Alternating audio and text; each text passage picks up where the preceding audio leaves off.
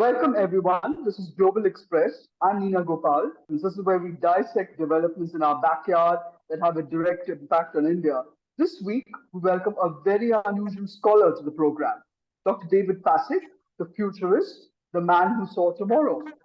Professor David Passig is a futurist, a lecturer, consultant, and best-selling author specializing in technological, social, and educational futures. He's a full professor at the Bar-Ilan University in Ramat-Gan in Israel, where he teaches at the Graduate Faculty of Education. He also heads the faculty's Virtual Reality Laboratory, where he conducts studies in virtual reality and brain-computer interface. And he's also the co-founder and chief evangelist of Thinks Limited, which develops social IoT program platforms. He's consulted in Israel, in Asia, in Europe, and in North America. But most interestingly, he serves as the chief advisor to the Commissioner for Future Generations in the Israeli Knesset, and he is a member of the Israeli National Council for R&D. So welcome, Professor Passig. I would love to get my hands on all your books, The Future Code, 2048, Cognito, all very interesting names, and The Fifth Fiasco. But I think most interestingly is the fact that you predicted 9/11. Well, that's the idea. People think we have some great insight. That's not the issue. What we're trying to do is just try to understand if there are some patterns in history, if there is some logic, how systems are evolving.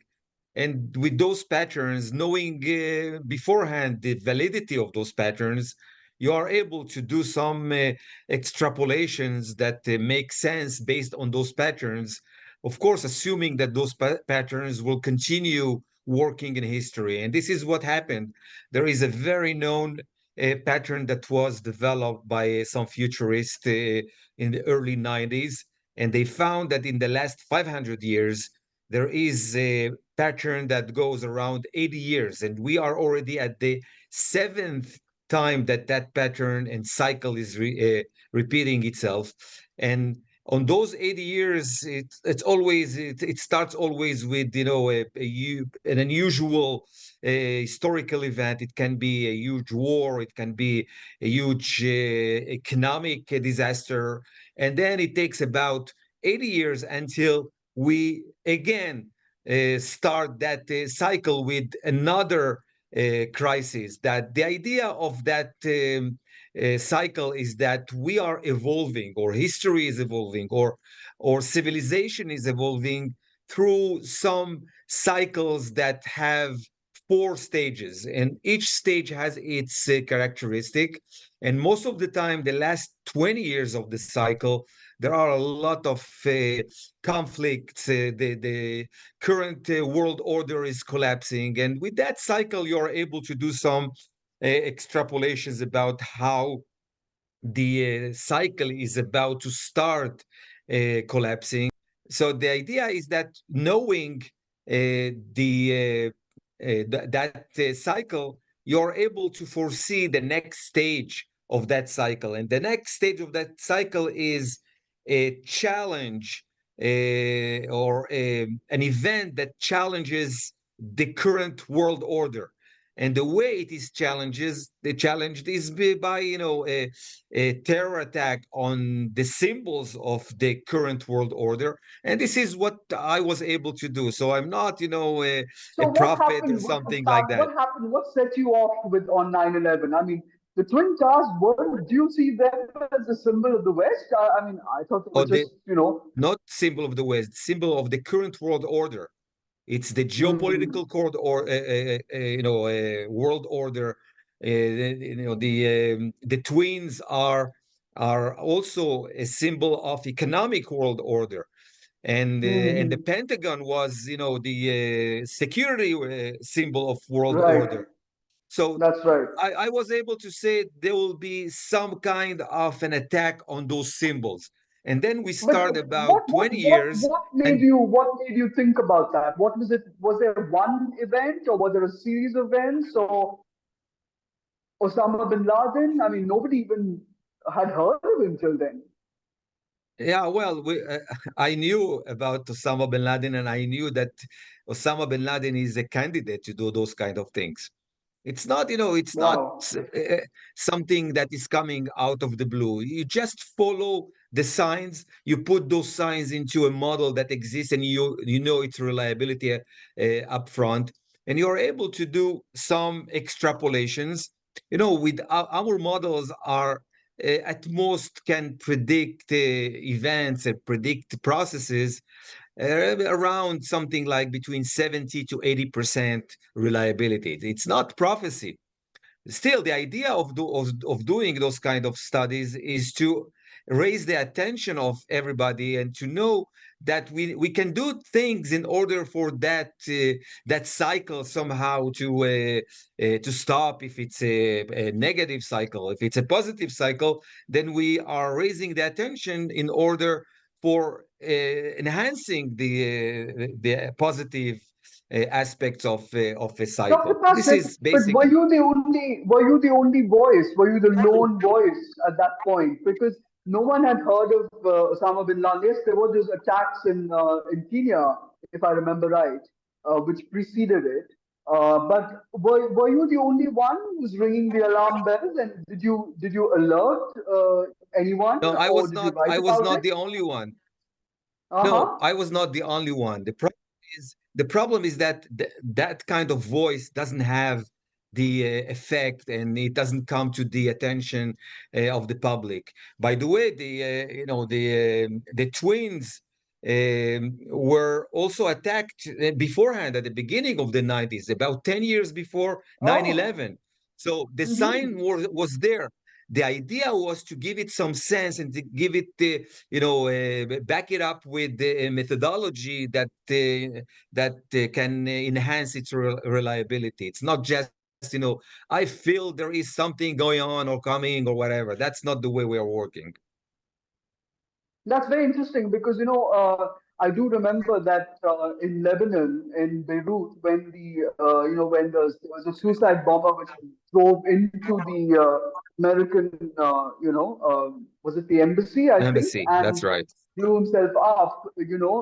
That was the model that was used by the Liberation Tigers for Tamil Elam in Sri Lanka, 9/11. who That's yeah, to right. do no, to attack Rajiv Gandhi. They used the suicide Oh, bomber. The concept of a suicide bomber had never been done before that. So they took yes. that and they trained a suicide bomber to assassinate Rajiv Gandhi.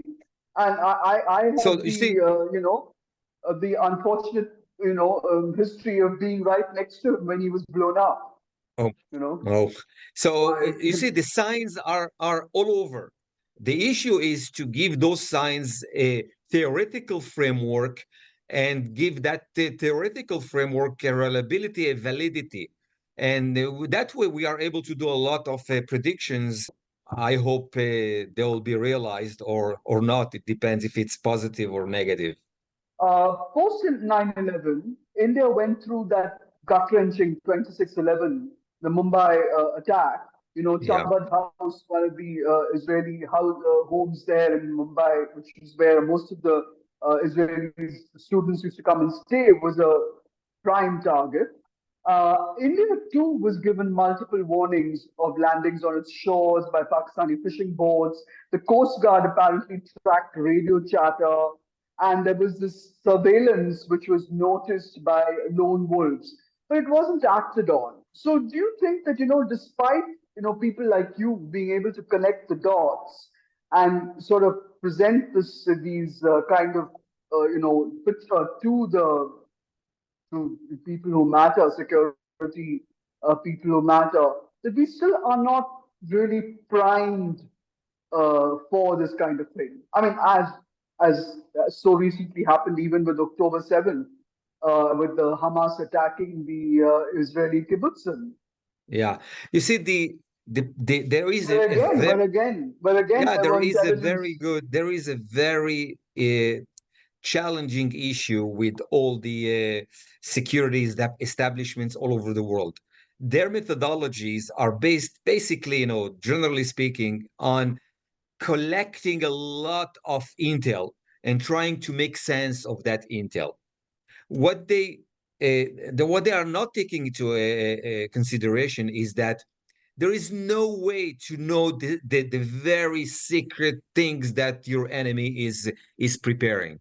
When you're counting on understanding reality only based on intel, which is actually just things that already has happened, and you are just collecting proofs that something has happened, there's no way to really foresee things that are not yet realized, that are not yet being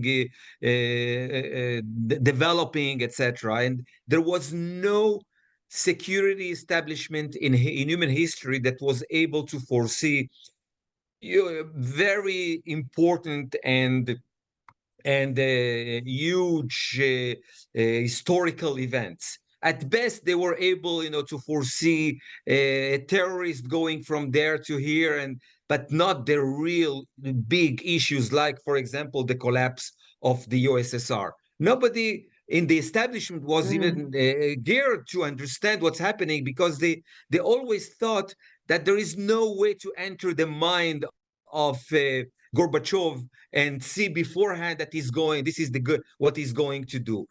On the other hand, with our methodologies, we are able to do such things because we are not collecting data. We are trying to understand if there is logic, how systems are evolving, if there are patterns, how cycles are evolving in history or in science or in technology. And with those patterns, we are trying to foresee things that even the leader doesn't understand that that's what he's going to do.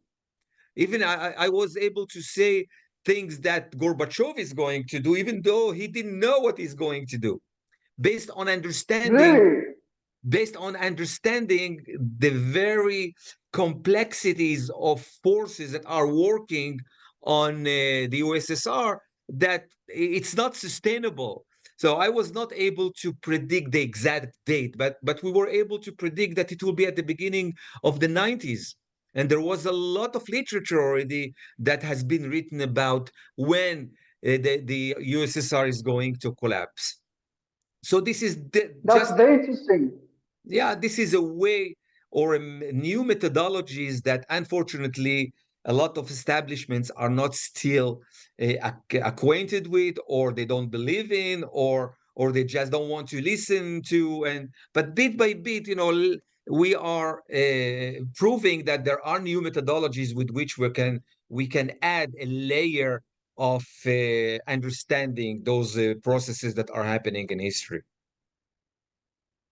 Yeah, he's a very interesting man, Gorbachev. I have met him and interviewed him, and Uh, he's very clever because even though he speaks English, he pretended he couldn't, and he used a Russian interpreter to buy time to answer all my questions.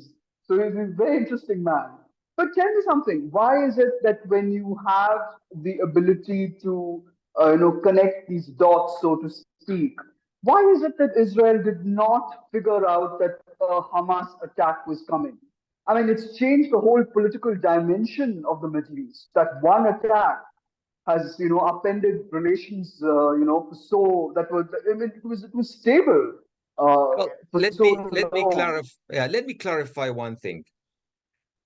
Time after time in history, nations were doing great mistakes in understanding their enemies.